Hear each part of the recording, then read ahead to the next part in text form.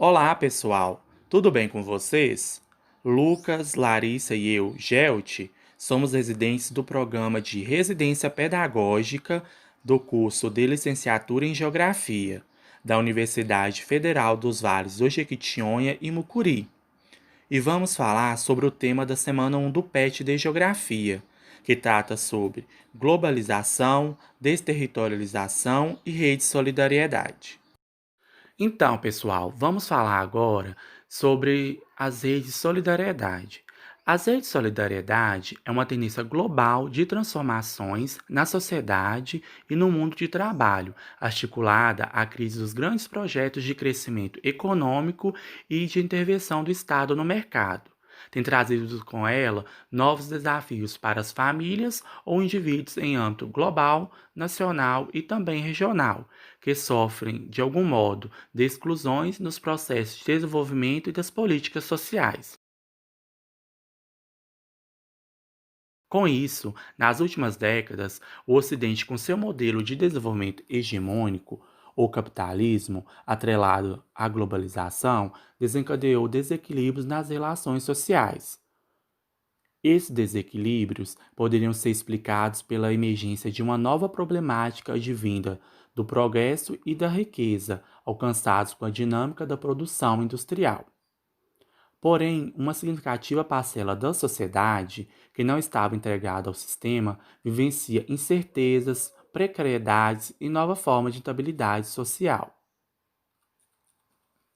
Sendo assim, as redes de solidariedade, elas atuam, articulam de maneira para atender demandas e para a distribuição e controle de bens e serviços sociais voltados para as populações vulneráveis. Então, as redes de solidariedade, elas, como o próprio material didático, o PET de vocês falam, elas é um sistema entregado à sociedade que, a partir da vivência de incertezas e precariedades, né, de alguns grupos sociais, elas buscam desenvolver medidas, né, através de diferentes atores para poder ajudar e diminuir essas desigualdades sociais. Com isso, esses grupos sociais vulneráveis atingidos pelas crises, principalmente as econômicas, se tornam focos de atenção de diferentes atores sociais, como a Cruz Vermelha, os Médicos Sem Fronteiras, né?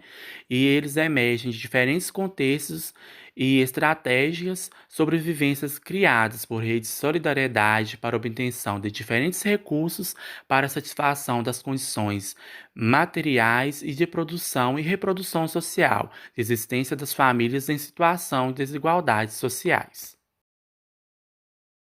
Agora, veremos alguns exemplos dessa rede. Fala pessoal, após conhecermos o que são redes de solidariedade mundial, vamos dar exemplo de algumas atuações delas. Vamos começar pelo Médicos Sem Fronteiras, o MSF.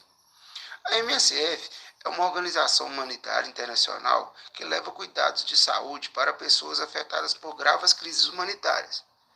Também é uma missão da MSF chamar a atenção para as dificuldades enfrentadas pelos pacientes atendidos em seus projetos. A organização foi criada em 1971 na França, por jovens médicos e jornalistas, que atuaram como voluntários no fim dos anos 60 em Biafra, na Nigéria. Enquanto socorriam vítimas em meio a uma guerra civil brutal, os profissionais perceberam as limitações das ajudas humanitárias internacionais. A dificuldade de acesso ao local e os entraves burocráticos e políticos que faziam com que muitos se calassem, ainda que diante de uma situação gritante. A MSF surge então como uma organização humanitária que associa ajuda médica e sensibilização do público sobre o sofrimento de seus pacientes, dando visibilidade a realidades que não podem permanecer negligenciadas. Em 1999, a MSF recebeu o Prêmio Nobel da Paz. Então, pessoal, a atuação dos Médicos Sem Fronteiras, acima de tudo, é médica, correto? A organização leva assistência e cuidados preventivos a quem necessita, independentemente do país onde se encontra. Em situações em que a atuação médica não é suficiente para garantir a sobrevivência de determinada população, como ocorre em casos de extrema urgência, a organização pode fornecer água, alimentos, saneamento e abrigos. Esse tipo de ação se dá prioritariamente em períodos de crise, quando o equilíbrio anterior de uma situação é rompido e a vida das pessoas é ameaçada. A atuação dos Médicos Sem Fronteiras respeita as regras da ética médica, em particular, o dever de oferecer auxílio sem prejudicar qualquer indivíduo ou grupo e a imparcialidade. Garantido o direito à confidencialidade, ninguém pode ser punido por exercer uma atividade médica de acordo com o Código de Ética Profissional, não importando as circunstâncias em que são os beneficiários. Então, pessoal, a atuação dos Médicos Sem Fronteiras, além de tudo, e principal, ela é médica.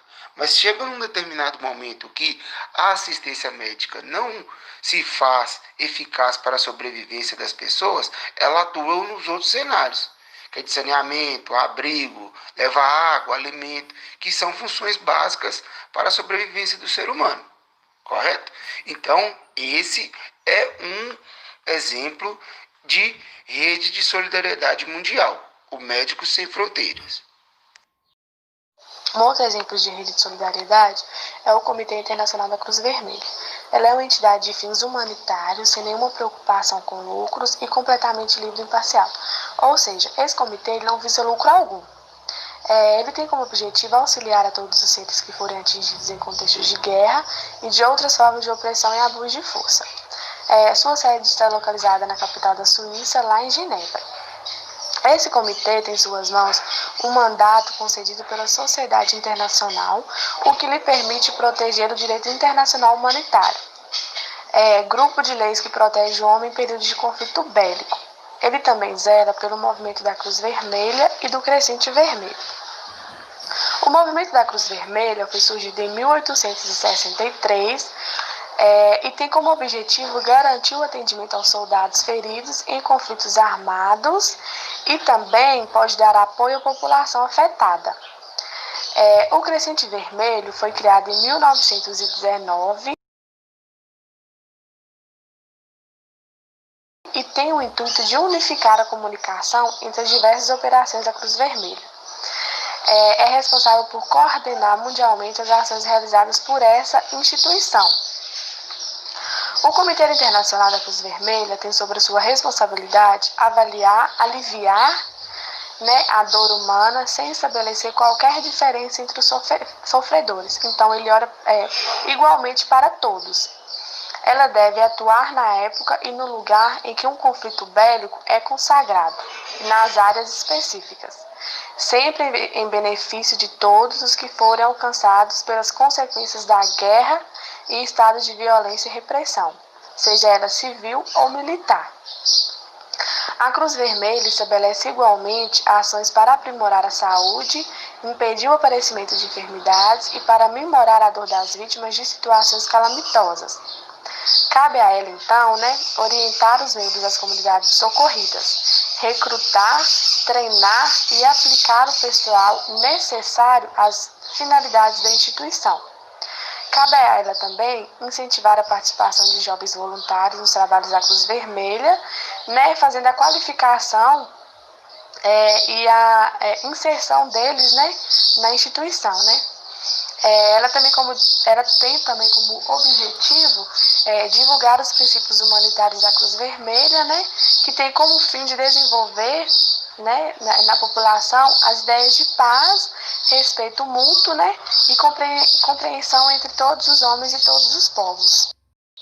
A Cruz Vermelha ela tem se desenvolvido com frequência no socorro aos atingidos por calamidades naturais, que são enchentes, furacões, maremotos, terremotos, Ela atua nas realizações das ações para amenizar o sofrimento daqueles que precisam. Aqui no Brasil, o Comitê Internacional da Cruz Vermelha, ela realiza campanhas.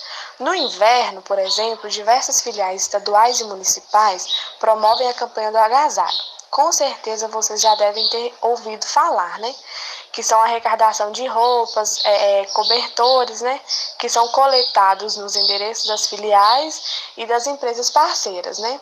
Tudo que for arrecadado, que é arrecadado, é doado para as famílias em condições de vulnerabilidade social através dos muitos projetos das filiais.